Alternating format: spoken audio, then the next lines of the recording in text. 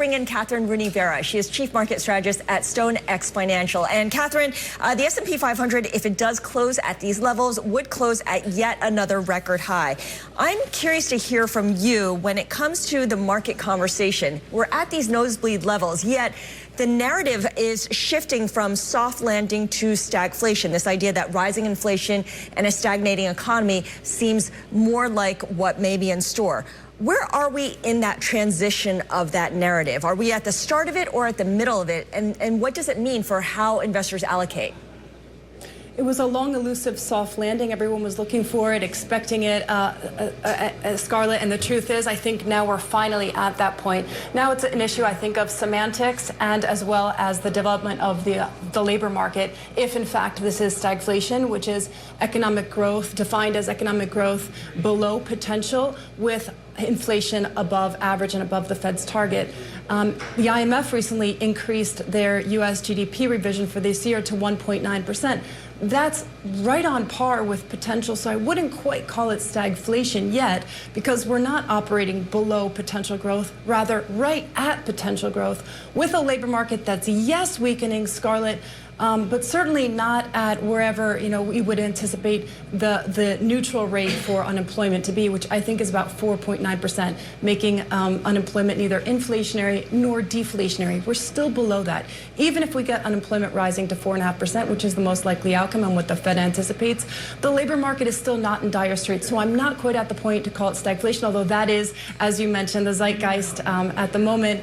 I would maybe confer it more with the idea of soft landing, which is really attractive, right? Inflation is still slightly above target, but economic growth is showing clear signs of deceleration, meaning inflation could follow suit. Yeah, the dynamic of that soft landing looks a little bit different than what it was perhaps at the start of the year. You talked about the July jobs report. I want to ask about CPI because that's coming out tomorrow and that's going to be critical in terms of how investors view the market's prospects going forward. Given that the economic statistics head at the BLS was fired by President Trump for the huge revisions needed in the jobs report, how much faith do you have in tomorrow's CPI report?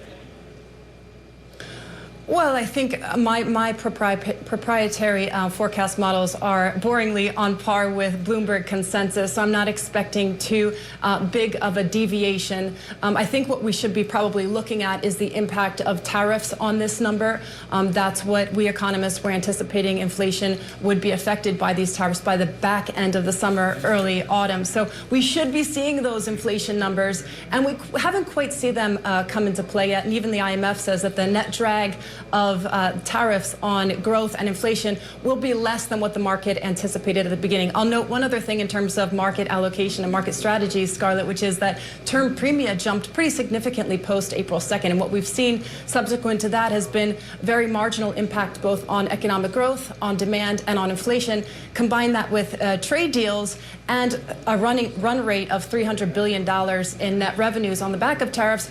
And what you're seeing now is institutional clients more keen on duration. So grabbing that term premium because they're seeing things as a little bit better suited to reality rather than this, wholesale fear that we saw post April 2nd.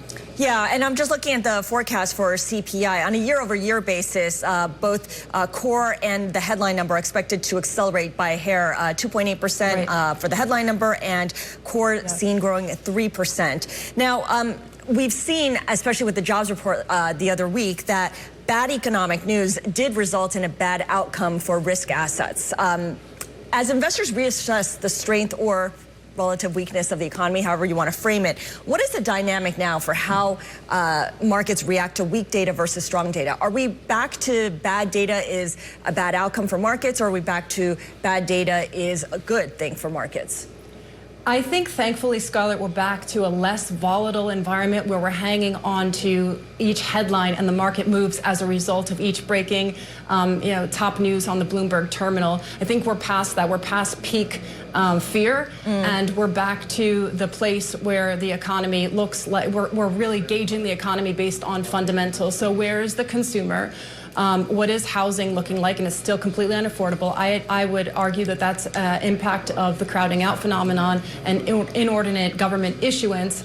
So I think we're back to fundamentals. That's the good news. The bad news, I think, is that we could see additional delinquencies. That's what I have my eye on now, Scarlett. If you look at auto loans, student loans, if you look at credit card, all of these delinquencies are moving higher. So I don't think it's smooth sailing. I do think it's important to hedge your long equity exposure. Put options are back to being cheap because the VIX is back down to 15 and market complacency is back to the 4. We're very close to near all-time record highs. So I think that's the time to be prudent and to look for hedge positions. So I want to get your take also on international markets, because we've seen the global markets perform better than the U.S., at least for the start of the year. After April 8th, it's been a little bit of a different story. But you've noted that Brazil and Mexico are seeing inflows and investors are really favoring regions with monetary credibility. So what does it mean when we see and hear the news of the Colombia presidential hopeful dying 2 months after a shooting? How does that change investors' willingness to invest in emerging markets like Colombia? Well, Colombia it maybe isn't representative of all emerging markets, but it is indicative of the ongoing risk inherent in emerging markets. I mean, this is a very big issue. This is a senator, Miguel Uribe, who was in fact assassinated at the end of the day. He spent a couple months in critical care. And so what we've seen is the interest in Colombian debt, Colombian equities plummet as a result because institutional credibility and security risks are rising. This is something that's inherent in emerging markets across the board. And I'll add to this assassination of the presidential hopeful, the indictment and conviction of a former president, Uribe, was also something that I think will decrease appetite for Colombian assets. That doesn't mean, however, that there won't be interest in Brazil and in Mexico, which operate under a whole different set of drivers. Sure. Brazil tends to be a beneficiary of the trade war, and Mexico is a levered play on the U.S. So there's a lot of interest in some of the bigger names in the emerging market space. And I'll say one other thing is that talking to our institutional clients who are real money, a lot of them in the U.S., Europe, and Latin America, a lot of people are unwinding and realizing returns in what has been a spectacular trade, the Europe trade year to date, which is something that we came out at the beginning of the year recommending, in favor of loading back up on the U.S. So this U.S. exceptionalism trade, as I've argued since the beginning of the year, has certainly not gone out the window. Absolutely. And I'm so glad you brought up Brazil and how it trades on its own fundamentals. There are some headlines that we want to update you on. The finance minister, Fernando Haddad, is speaking on local television, saying that his meeting with Scott Bessent, the Treasury Secretary, was canceled. It was canceled, and there is no new date scheduled right now. Trade issues with Brazil are not a focal point for the U.S., according to the finance minister, Fernando Haddad, who again is speaking on local television. In terms of market reaction, Kathryn, I'm seeing the EWZ, that's the ETF that tracks Brazil, pairing its, losing ground, now down 0.3%. And the Brazilian real is weaker versus the dollar stronger versus the currency there.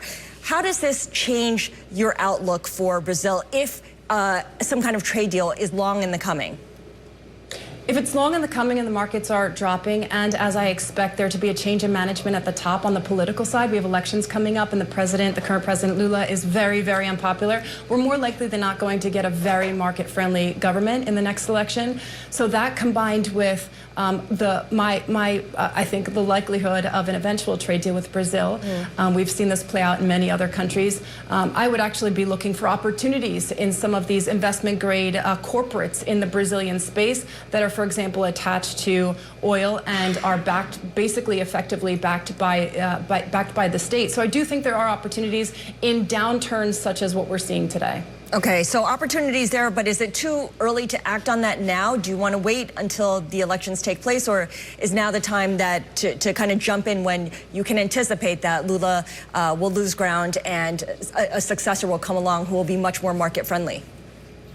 Yeah, I think these things are generally priced in closer, at least in the case of Brazil, closer to the election date. So we haven't seen that in the price. The pricing right now is because of the trade conflict with the U.S., Scarlett. So I think now would be the time, if you agree and you think that there's going to be an eventual trade deal, which is my suspicion in the case of Brazil, because they have a lot to lose. Granted, the U.S. has lost footing to China in terms of being the #1 trade partner for Brazil, that's for sure.